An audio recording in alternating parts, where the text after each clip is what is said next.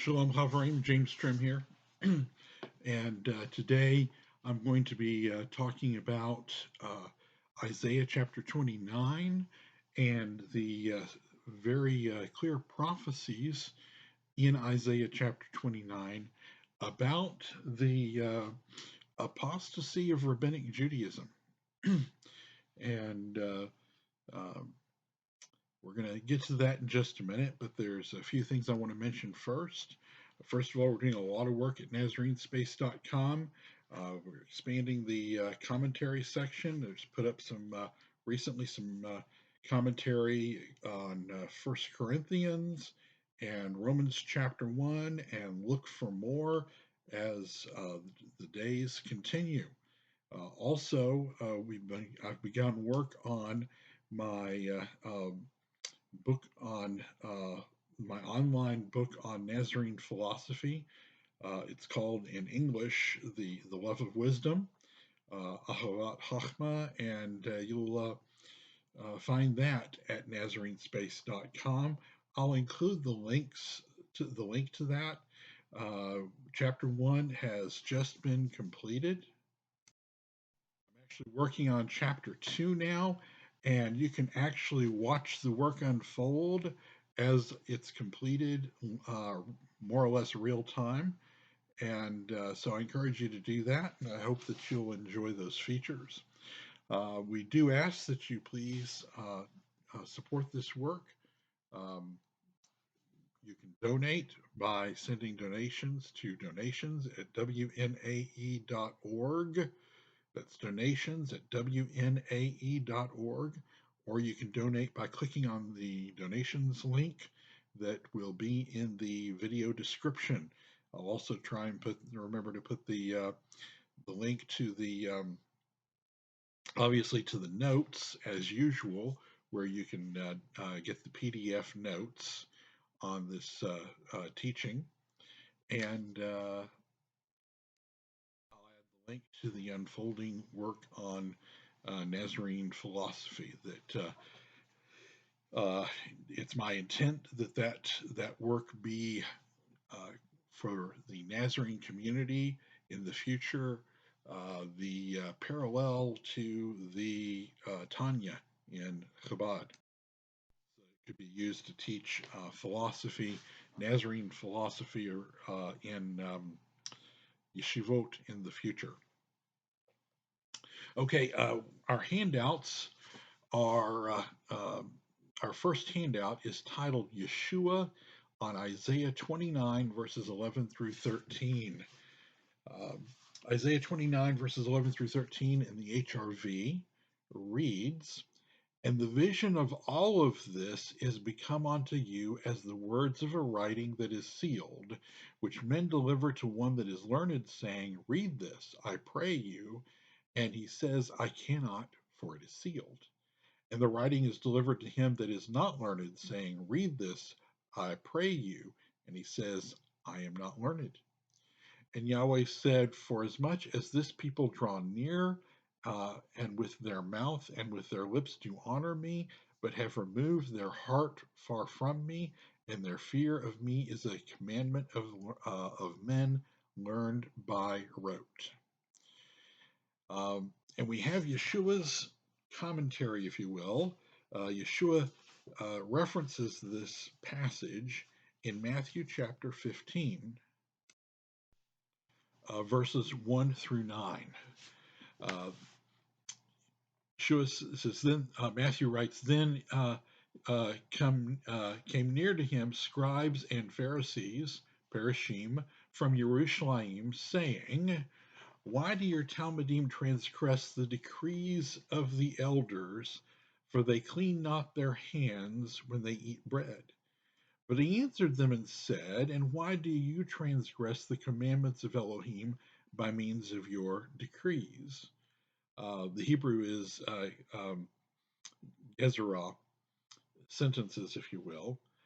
Is it not written in your Torah from the mouth of Elohim, honor your father and your mother? Exodus 20:12 and Deuteronomy 5:16, by the way.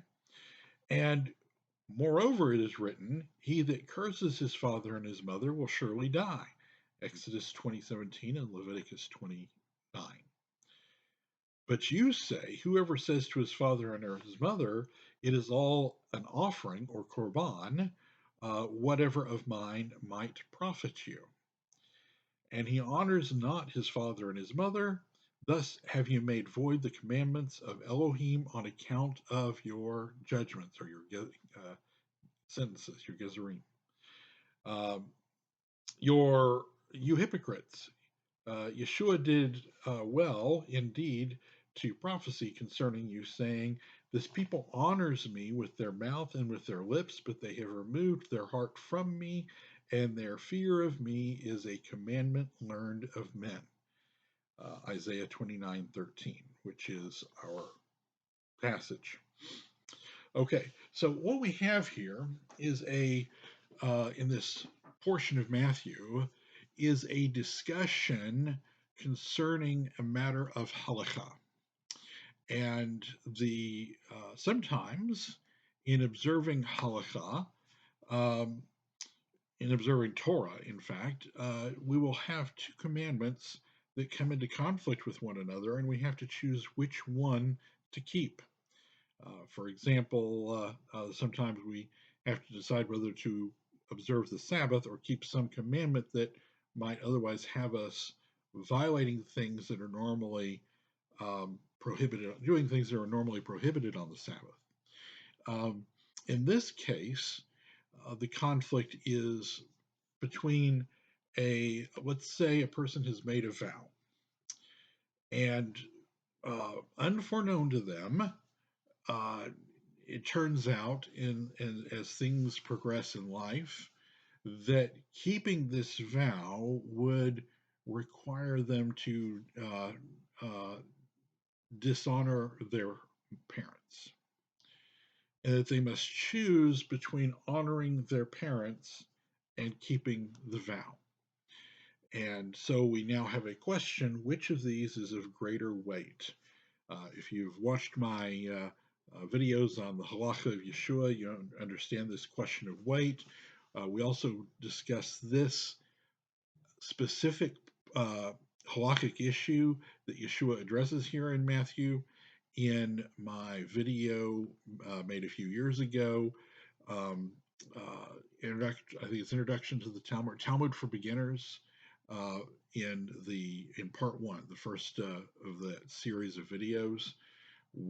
I'll try to remember to put a link to that also in the video description here, so you can get a really in-depth view of this.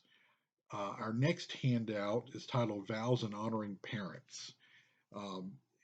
This is Mishnah Nedarim 9:1, and it helps you to see. But like I said, I cover this in much greater detail in the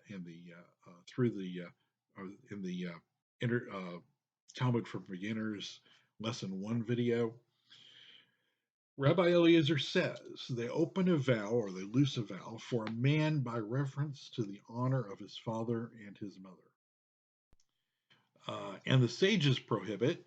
So there's a conflict between Rabbi Eliezer and the sages, the majority. Said Rabbi Zadok, before they open a vow for him by reference to his father or his mother, let them open his vow by reference to the honor of Hamakom, which is here being used as a euphemism for Elohim, basically. If so, there will be no vow. So saying, hey, if you could loose a vow by virtue of honoring the parents, you could loose a vow by honor of virtue of Elohim. And that would, you could argue that any vow, the making of vows in and of itself dishonors Elohim. So there'd be no vows. Like I said, we discussed this in much greater detail in the Talmud for Beginners Lesson 1 video.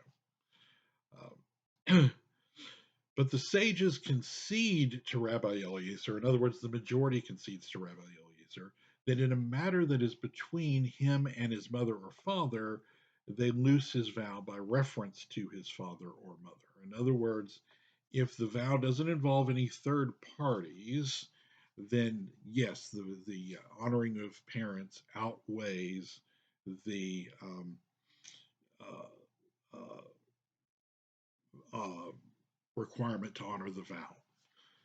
Okay, like I said, that's discussed in more detail elsewhere. I just wanted to quickly cover it to give context to this passage in Matthew 15.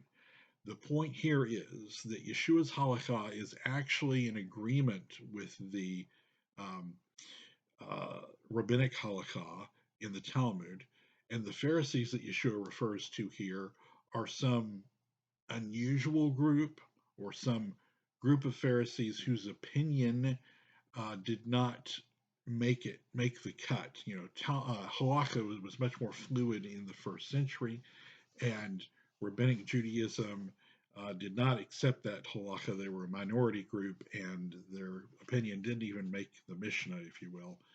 Um, Although the fact that the Mishnah discusses the issue may imply that they existed. And so Yeshua is agreeing with the Talmud in Matthew 15. This is important because there are some people that cite Matthew chapter 15 as some kind of disagreement between Yeshua and the Talmud, and they clearly haven't studied the issue because the judgments that Yeshua is discounting in Matthew 15 are not the judgments of the Talmud. They're the judgments in which Yeshua and the Talmud agree against a third party out there. Okay, back to Isaiah chapter 29, verse 14. Verses 13 and 14. Verse 13 says, And Yahweh said, For as much as this people draw near to me, and with their mouth and their lips do honor me, but have removed their hearts from me, and their fear of me is a commandment of men learned by rote. This is what Yeshua was also quoting. Then we get to verse 14. Therefore, behold, I will again do a marvelous work among this people, even a marvelous work and a wonder, and the wisdom of their wise men shall perish, and the prudence of their prudent men shall be hid. Now, Yeshua was quoting these verses of Isaiah 29 in reference to this group of Pharisees and in reference to, if you will, bad halacha. So what's very interesting here is that if we look in the Talmud, in Babylonian Talmud Sanhedrin 138b, we read a very an agreeing view. The Talmud says, for Rab said, that's Rab is Abba Arika, and he lived between 175 and 247 CE. He taught, for Rav said, the Torah is destined to be forgotten in Israel, because it is said, then the Lord will make your plagues wonderful. Deuteronomy 28:59.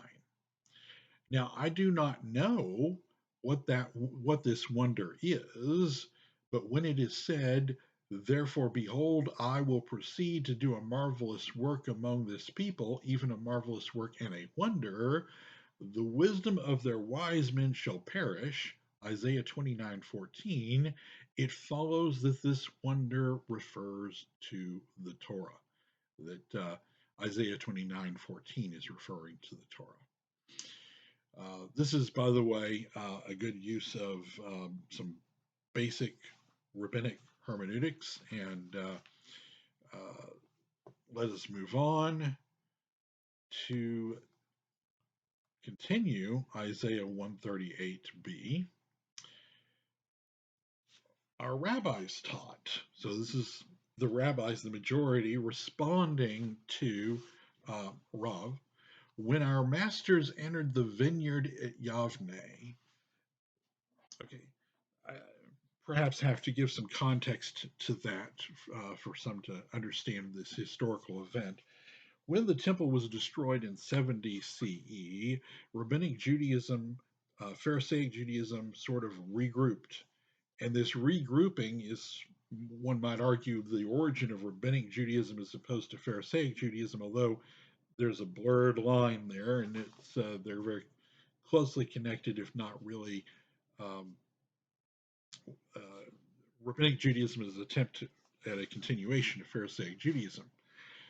And so they regrouped at a place called Yavne and established a new Sanhedrin there that lasted until the 4th century in Hillel II, when it was disbanded by command of the Romans.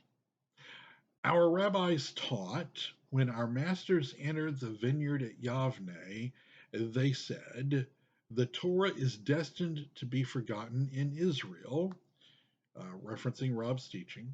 As it is said, behold, the days come, saith the Lord God, that I will send a famine in the land, not a famine of bread, nor a thirst of water, but of hearing of the words of the Lord, or the words of Yahweh.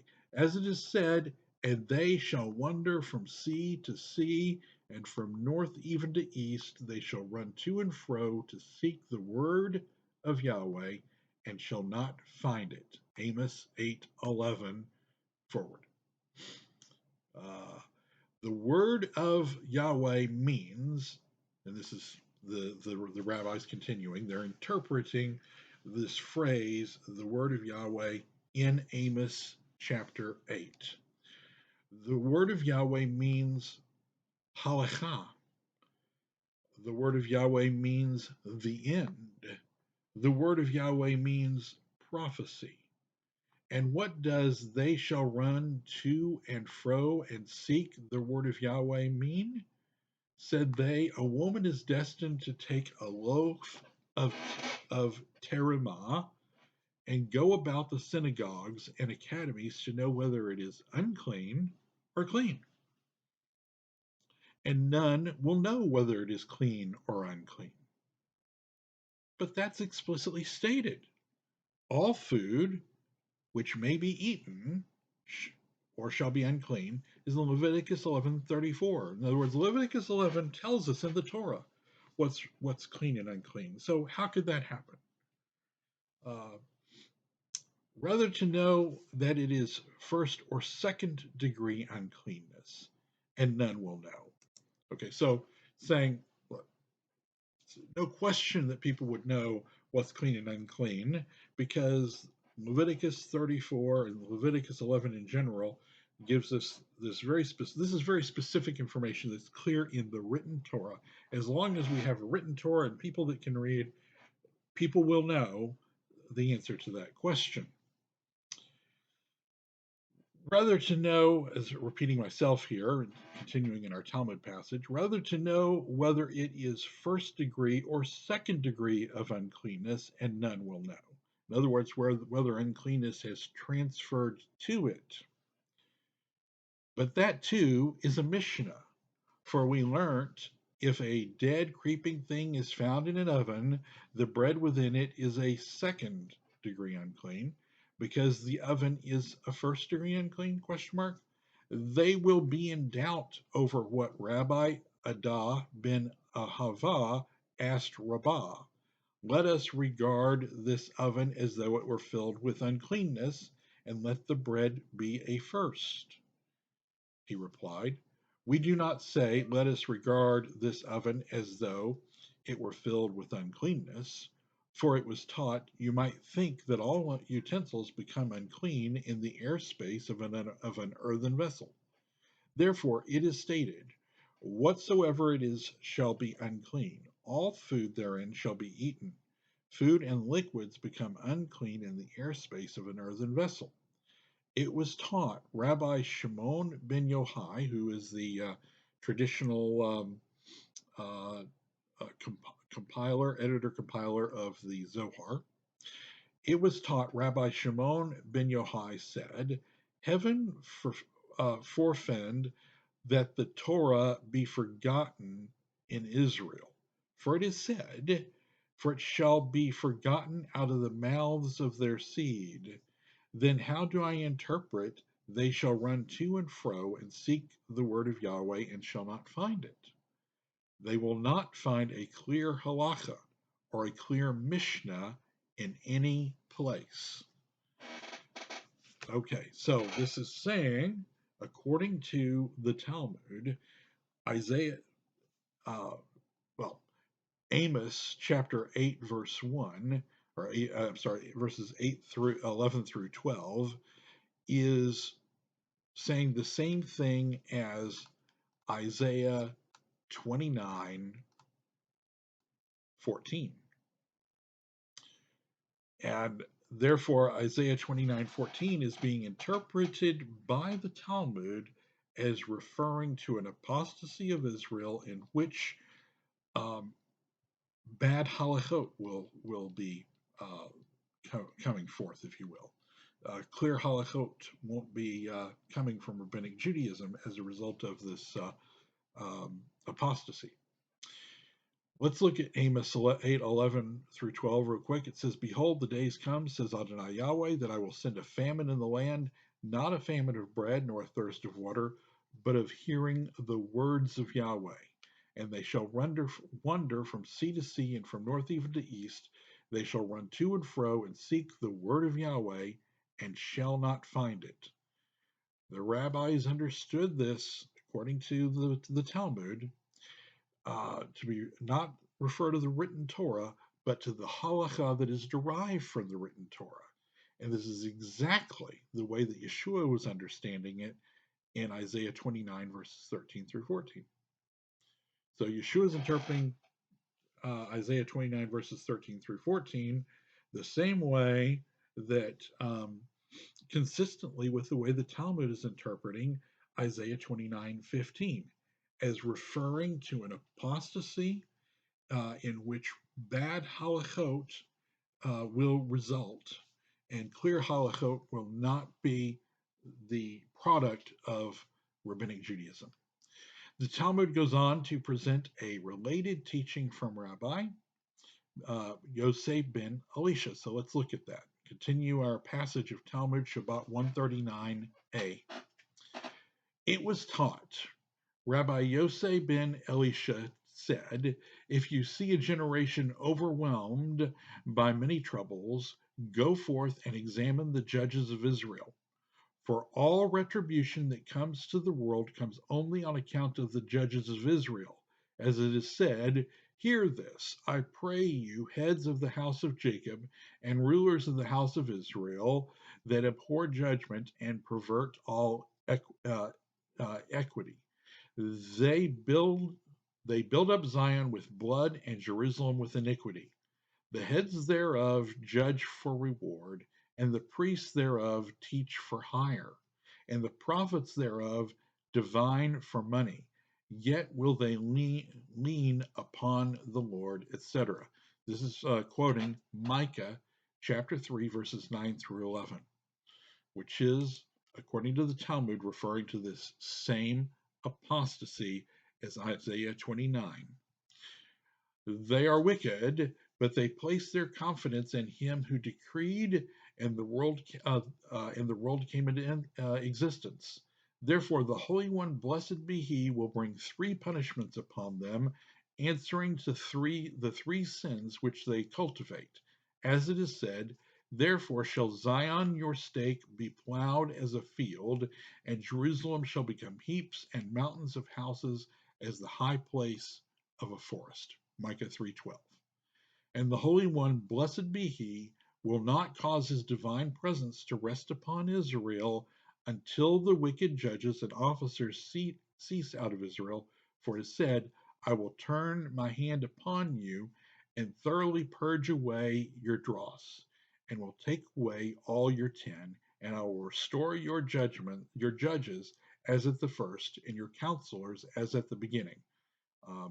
Referencing Isaiah chapter 1, verses 25 forward. So Rabbi Yosef sees this apostasy of Isaiah 29, verses 13 through 14, or 13 through 15, really, as a manifesting itself through apostate judges, members of the Rabbinic Sanhedrin, who give apostate rulings and therefore apostate halakha. This is what the Talmud is telling us, not now it's in complete agreement with what Yeshua is saying in Matthew chapter 15, but this is what the Talmud is teaching us that Isaiah 29 is telling us. A great apostasy of Rabbinic Judaism, which results in bad halachot and uh, coming from bad judges. There's much written in this portion of Talmud on the subject which is worthy of study. Um, but the key point I want to make is that the sages of the Talmud and Yeshua both understand this portion of Isaiah to refer to an apostasy from the true and correct halakha, that the rabbinic authorities themselves would apostatize from a true and proper understanding of the Torah. One key difference is that Yeshua saw this apostasy from sound halakha as already taking root in his day. It was not Pharisaic traditions and oral law in general that he opposed, as his halakha, in Matthew chapter 15 agrees with the rabbinic halakha, as we discussed above. However, he also saw and criticized bad halakha from certain Pharisees that were teaching in his days. The rabbis re-established the Pharisaic Sanhedrin in Yavneh 90, saw it as yet future, but is very interesting to note that the Talmud sees an eventual apostasy of Rabbinic Judaism and bad apostate halachot coming forth from Rabbinic Judaism as a result of that great apostasy. And I want to remind you, I can't stress this enough, this interpretation of Isaiah 29 that I've just presented to you is from the Talmud. Okay. Let's look now at verses 15 through 19 in Isaiah 29. Woe unto them that seek deep to hide their counsel from Yahweh, and their works are in the dark, and they say, Who sees us, and who knows us? O your perversity, shall the potter be esteemed as clay, that the thing made should say to the thing that made it, He made me not? Or the thing framed say to him that framed it, He has no understanding? Is it not yet a very little while, and the Lebanon shall be turned into a fruitful field, and the fruitful fields shall be esteemed as a forest? And in that day shall the deaf hear the words of a book, and the eyes of the blind shall see out of obscurity and out of darkness. And the humble shall increase their joy in Yahweh, and the neediest among men shall exult in Hakadesh of Israel. So this is a prophecy of a restoration at some point from that great apostasy. We're going to touch upon that now, but we're going to do another video in the future that's going to talk about the restoration and use Isaiah 29 as a launching point. What I want to do is look at the Targum Jonathan ben Uziel on verse 19. Now, it's important for those who don't know that the Targums, the official Targums, were read with the Torah in ancient times and had great authority. In fact, we read in the Talmud, in Babylonian Talmud Megillah 3a, something here about the value of the Targums, and especially of Targum ben Uziel, which we are citing. So Megillah 3a in the Talmud says, the Targum of the prophets was composed by Jonathan ben Uziel under the guidance of the traditions handed down from Haggai, Zechariah, and Malachi. And the land of Israel thereof quaked over an area 400 parsangs by 400 parsangs, and a bat kol, a voice from heaven, came forth and exclaimed, Who is this that has revealed my secrets to mankind? Jonathan ben Uziel therefore arose and said, It is I who have revealed your secrets to mankind. It is fully known to you that I have not done this for my own honor, but the honor of my father, or for the honor of my father's house, but for your honor I have done it, that dissension may not increase in Israel. So this is saying that the Targums actually express that Jonathan ben Uziel expressed traditions that had been handed down from the last of the prophets, Malachi, Haggai, and uh,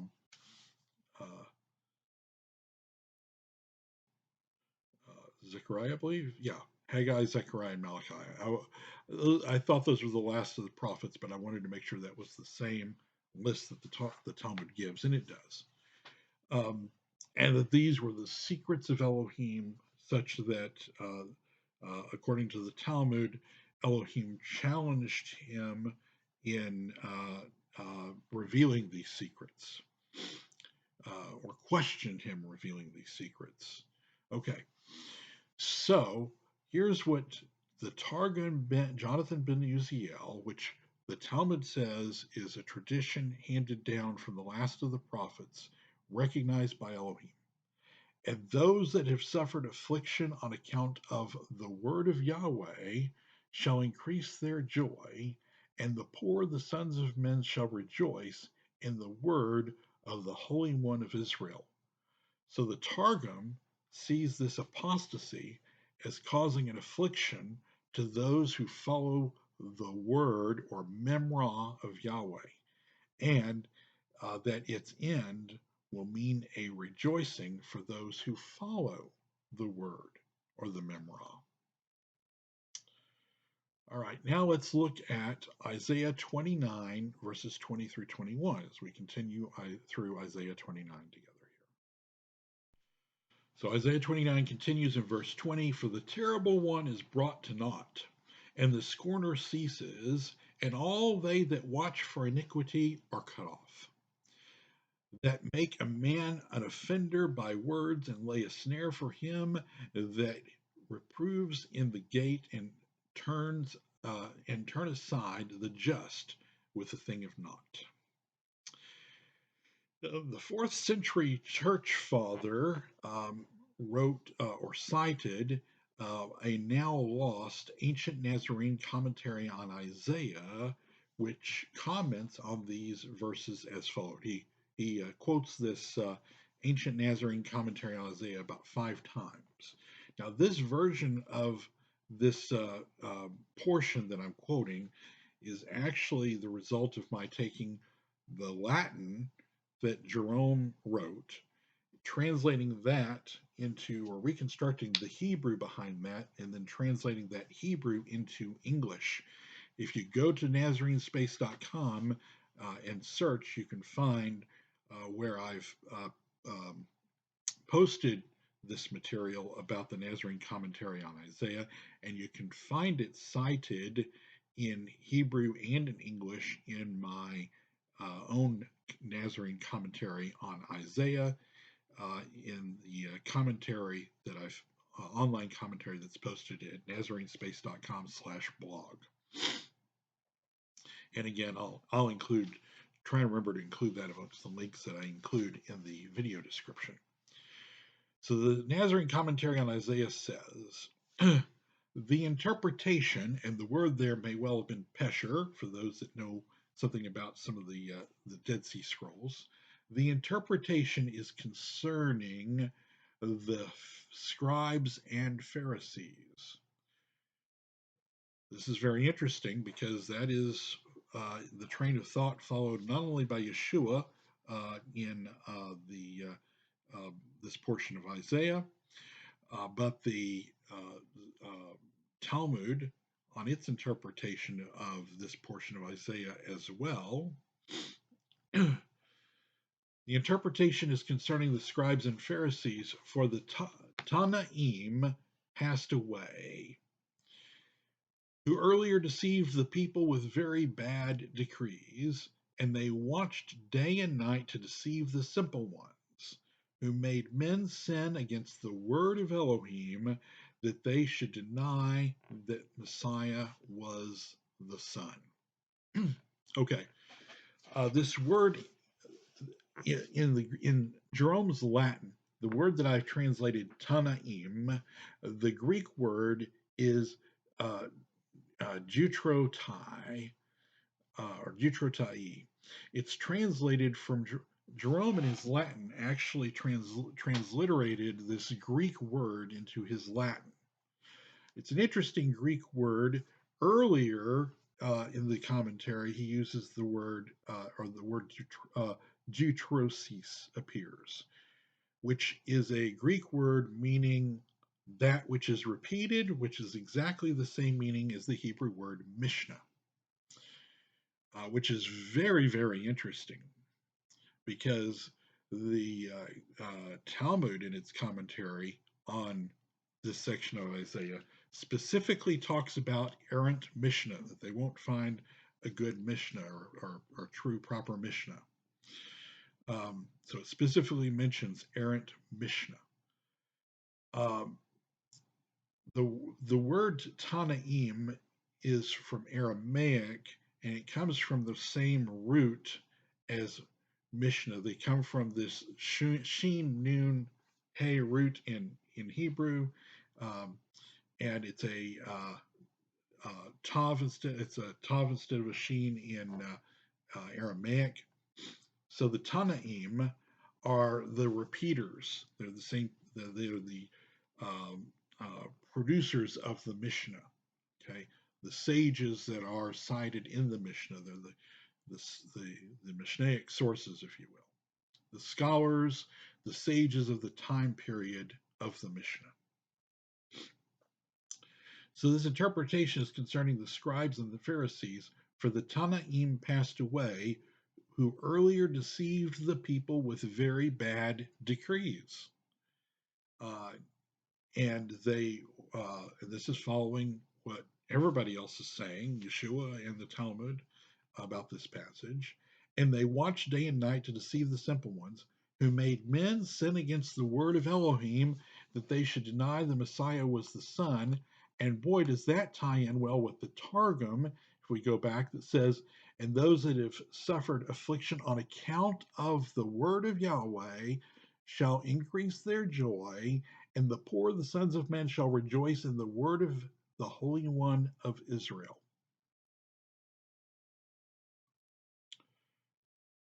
So the Talmud and the ancient Nazarene Commentary on Isaiah are all telling us about this apostasy of Judah as characterized by corrupt halakhic teachings.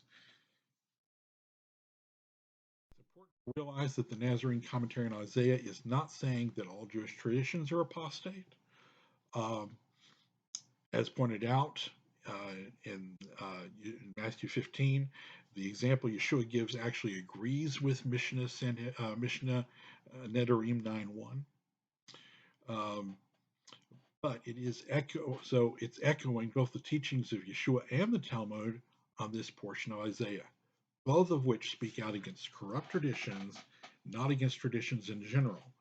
But what's really important here is that the rabbinic sources and the Nazarene sources are interpreting this portion of Isaiah in exactly the same way, which is very, very interesting. Yeshua is saying this is talking about an apostasy that involves the bringing forth of bad halachot, and the Talmud says this is an apostasy that results in the bringing forth of bad halachot, and particularly specifically bad Mishnah, and the word in the Nazarene Commentary on Isaiah specifically recalls Mishnah and the Tanaim, and then also both the Targum then says of this section of Isaiah that this apostasy results in an oppression of those of those that would be suffering affliction on account of the word of Yahweh. That there are those that would be oppressed by these apostates, by this apostate teaching, because of their association with the word of Yahweh. And the Nazarene Commentary, ancient Nazarene commentary on Isaiah, also says that these men would that they well, I'll just read it. The interpretations concerning the scribes and Pharisees, for the Tanaim passed away, who earlier deceived the people with very bad decrees, and they watched day and night to deceive the simple ones, who made men to sin against the word of Yahweh, or the word of Elohim, that they should deny that the Messiah was the Son. So this is a portion of Isaiah. This prophecy in Isaiah speaks of an apostasy of Rabbinic Judaism and of bad halachot. And there are some bad halachot, and we've addressed some of them in the past. Some of the bad halachot in the Talmud are whereas Yeshua teaches that for divorce there has to be an issue of adultery. The Talmudic position is that of Hillel, oddly enough, that a man can divorce his wife for any reason, even if she burns his food, or even, according to Akiva, if he finds a prettier girl. That's bad halachot. There's another bad halachot, bad halakha singular, in the Talmud, for example,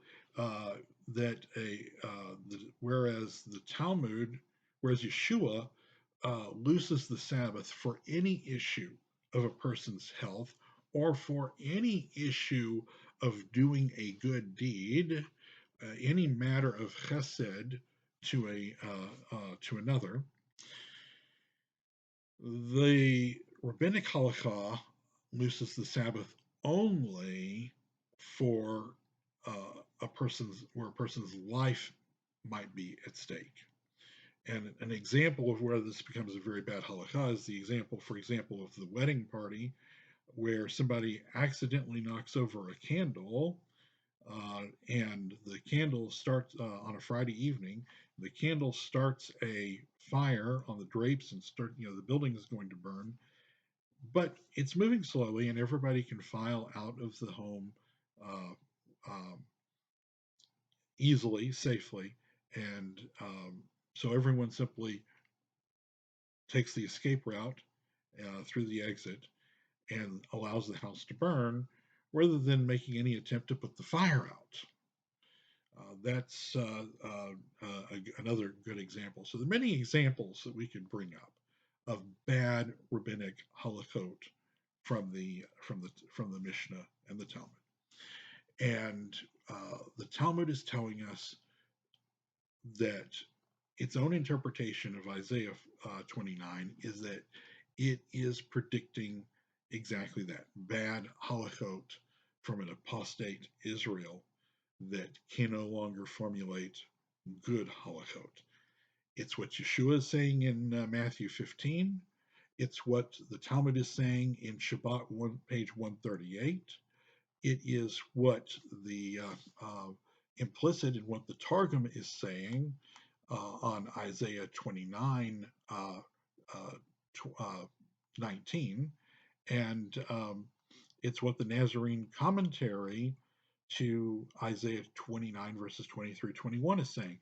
It's very interesting that we line up all of these different ancient Jewish sources, half of them Nazarene and half of them Rabbinic, and we find that they're all interpreting these passages in the same way and singing the same song of the apostasy of Rabbinic Judaism. Now, there is implicit in this also a restoration, and that restoration will be a restoration of Nazarene Judaism, and we'll be covering that in another video in the future. So watch for that video on a future date, where we will take Isaiah 29 and project forward and look at the restoration of Nazarene Judaism that is also prophesied as a springboard starting in Isaiah 29. All right. Shalom, everybody. One more time, I'd like to encourage you to donate by clicking on the pushing on the donate and the donate link that will be in the video description. Also, like our videos and subscribe to our channel and share our videos with your friends. And let's get the word out. Shalom, everybody.